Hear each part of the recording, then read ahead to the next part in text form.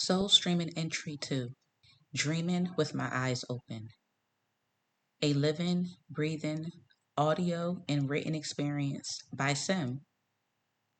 Dear Self, as I sit here gazing out at this breathtaking view of the lake and mountains, words can't even begin to capture the depth of gratitude and awe I feel in this moment. I am so proud of you, of how far you've come, and how deeply, truly we can say now, we love ourselves. I think back to the times I swore I knew what self love felt like, but nothing compares to the kind of love I've unearthed within me now. A love not tied to another soul or anything external. It's a pure, steady current that lives inside me, always has. It's the same love I used to pour so freely into others, hoping they mirror it back, hoping it would be received, cherished, and returned. I didn't realize then that I was casting out what was already so rich and alive within me, begging for my own recognition. I see that now. I see myself now. And still, there's a part of me that's still grieving, still forgiving, still accepting that I couldn't have seen it any sooner. So I hold myself tightly in these moments of reflection and stillness, gently, tenderly, without blame. I've played every role imaginable in this life to myself: the parent, the protector, the lover, the friend, even the sibling, to tend to wounds that stretch far beyond this timeline, wounds that echo from lifetimes before. And through it all, I've only ever had one mission in mind: to heal. And on that quest, I found something profound: my imagination. Even as a child, I would lose myself in wonder, in stories, in make believe worlds I created without asking for permission. I breathed life into characters, places, experiences, just because I could. No one had to tell me it was okay to imagine. I knew it was. And now, that childlike spark, that freedom of thought and creation, it's found me again. Holy shit, we are in fucking Thailand. And I am feeling a bunch of things, but at the top of the list is gratitude. I am grateful and still in heavy shock that I even made a decision like this. My biggest one thus far, and the journey from the United States to Thailand was definitely the thrust I needed to realize just how different my life is going to be. Well, that isn't entirely true.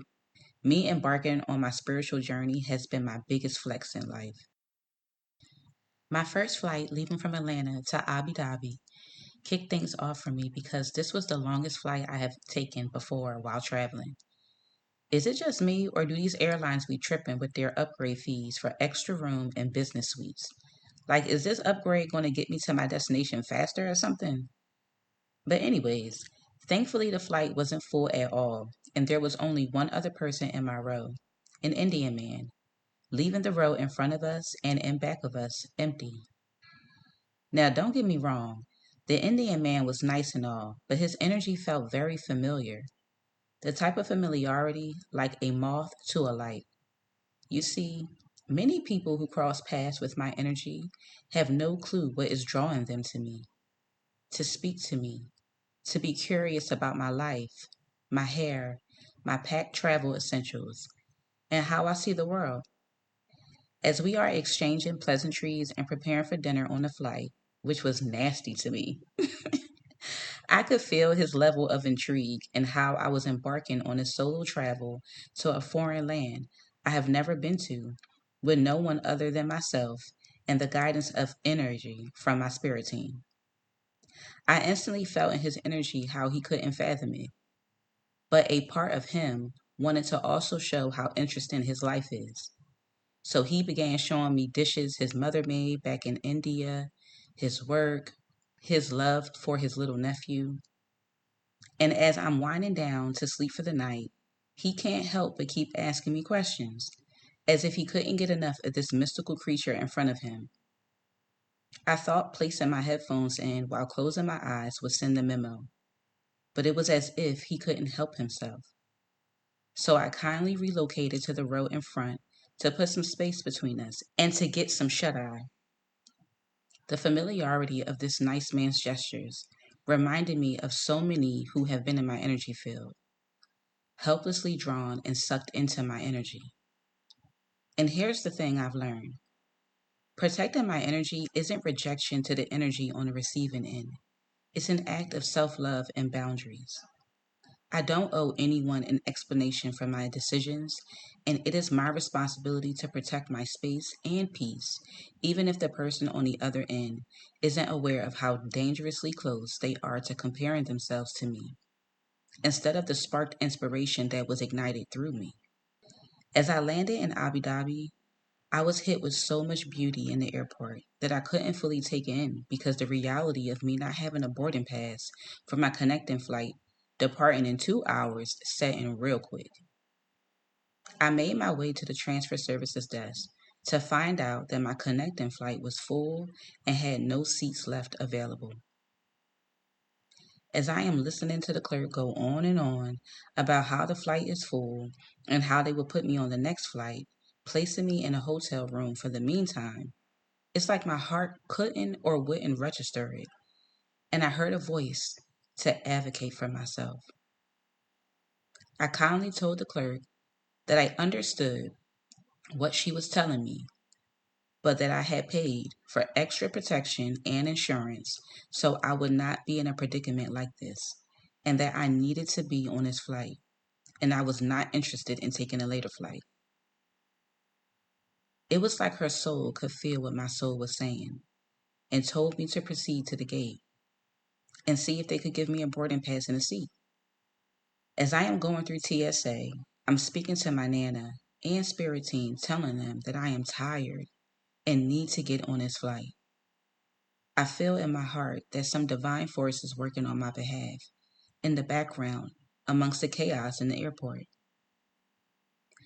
By the time I made it to the gate desk with approximately 35 minutes to boarding, I explained to the two men at the gate that I needed a seat, and one of them kindly printed me out a boarding pass with a seat assigned, as if this was waiting for me.